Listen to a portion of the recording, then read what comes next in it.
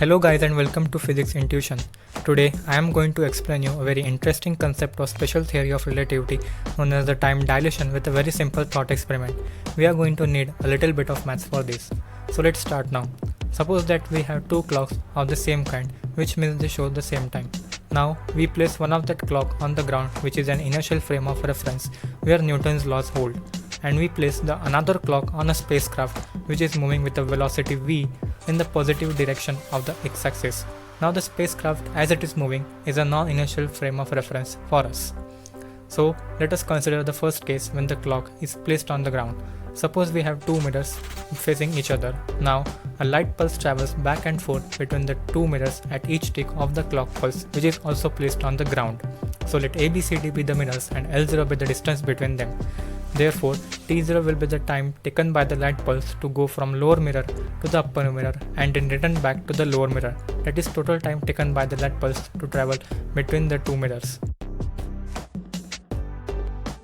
Therefore, the time taken by the light pulse to go from lower mirror to the upper mirror will be T0 by 2, and as time is equals to distance upon speed, we can simply write T0 by 2 is equals to L0 by c, where c is the speed of light. Now we consider this equation as our equation 1 because we are going to need it later in the second case. So let's move to the second case now, where the clock is placed on a spacecraft which is moving with the velocity v in the positive direction of the x-axis. Here also we have the same setup of mirrors facing each other, but the only difference is that this setup is moving with velocity v in the positive direction of the x-axis. And that's why we notice that the light does not follow a straight path. Instead, it follows a zigzag path to travel the distance between the two mirrors.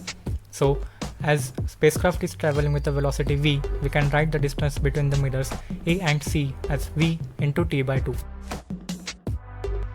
And here, t is the time taken by the light pulse to move back and forth between the mirrors in the spacecraft's frame of reference.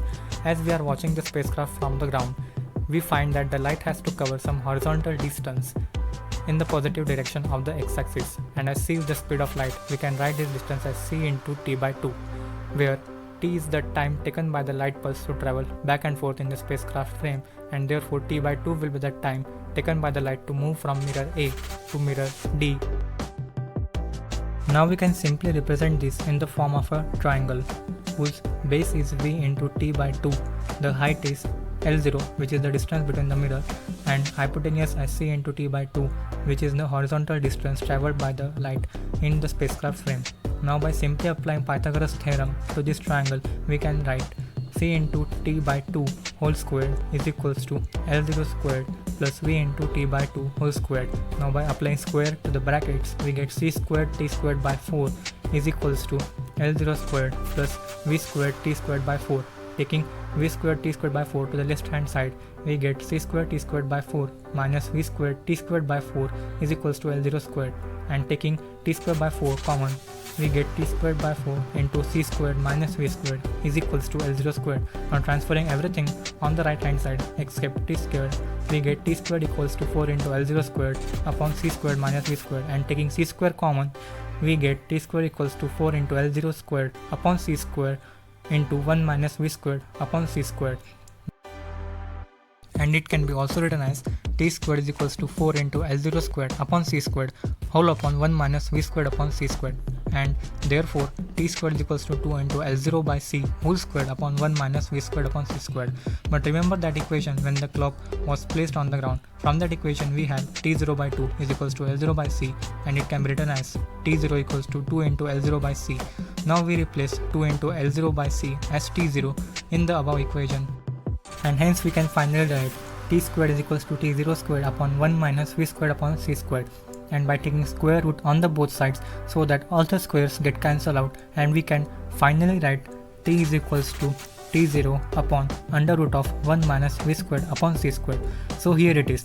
This is our equation for time dilation. Now this equation gives us some very interesting results which I am going to tell you now. So let's start. Because of the presence of the term under root of 1 minus v squared upon c squared in the equation of the time dilation, it means that t is not equals to T0, which shows us that the clock on the spacecraft runs differently than the clock on the ground. But how is that possible? Because we have already said that both the clocks are of the same kind, which means that both the clocks will always show the same time.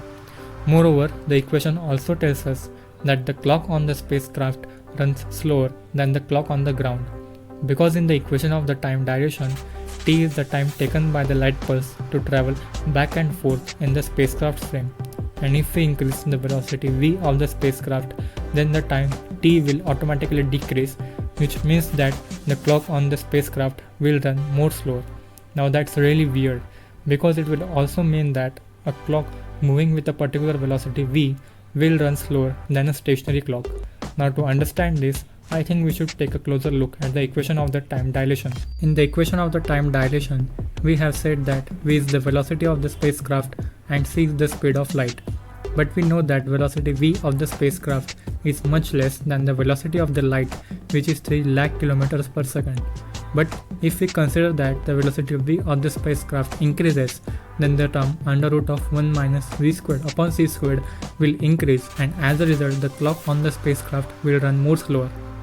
And if we make the velocity of the spacecraft equal to the velocity of the light, then v squared upon c squared will be 1 and under root of 1 minus 1 will be 0. That is, t will become infinite and the clock on the spacecraft will actually stop running. Now let's further increase the velocity of the spacecraft greater than the velocity of the light, then v squared upon c squared will be greater than 1 and the clock on the spacecraft will run back in time, which simply means that we can travel back in time. Now we can say that we have created a time machine, but unfortunately, in our daily life, the speeds we encounter with are very less than the speed of light, and as we have velocity of the light squared in the equation of the time dilation, v squared upon c squared remains nearly equals to 0, and after putting v squared upon c squared as 0 in the equation of the time dilation, we get t equals to t0, and that's why in our everyday life, we don't quarrel with each other about whose clock is showing the perfect time, because the difference between them is not even noticeable in our daily life. Though the difference between them is too small, but still we can say one thing, that everybody on the earth carry their own special time. And the most fascinating conclusion about this theory is that there is no such thing as a universal clock which will always show you the perfect time. Because if that happens, it will contradict the special theory of relativity, and then Sir Albert Einstein will not feel happy at all. I hope you liked the video, and if you liked the content, give a thumbs up and don't forget to subscribe Physics Intuition.